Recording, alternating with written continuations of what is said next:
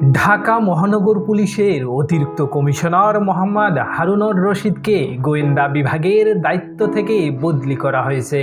কখনো রাজনৈতিক নেতা, কখনো বা অভিনেতা অভিনেত্রী, কখনো বা আন্দোলনরত শিক্ষার্থীদের খাবার খাইয়ে আলোচনায় থাকতেন হারুনুর রশিদ। এ নিয়ে সমালোচনার মুখে পড়েছেন বহুবার, তবে এবার আর রক্ষা হয়নি এই কর্মকর্তার। সমালোচনার মুখে বদলি করা হয়েছে এই কর্মকর্তাকে। তাকে ডিএমপির ক্রাইম অ্যান্ড অপারেশনস বিভাগের কমিশনার হিসাবে দায়িত্ব দেওয়া হয়েছে।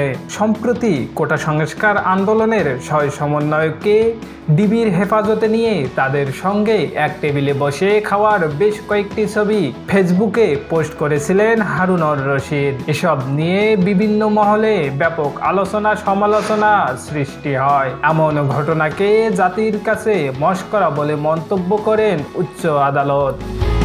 এখন প্রশ্ন হলো, কে হলো নতুন ডিবি প্রধান? হারুনুর রশিদের স্থলাভিষিক্ত হচ্ছেন অতিরিক্ত কমিশনার মোহাম্মদ আশরাফুজ্জামান। তিনি এর আগে ডিএমপির অতিরিক্ত কমিশনার হিসাবে লজিস্টিক, ফিন্যান্স অ্যান্ড প্রকিউরমেন্টের দায়িত্বে ছিলেন। বুধবার ডিএমপির কমিশনার হাবিবুর রহমানের সই করা এক আদেশে এই তথ্য জানানো হয়।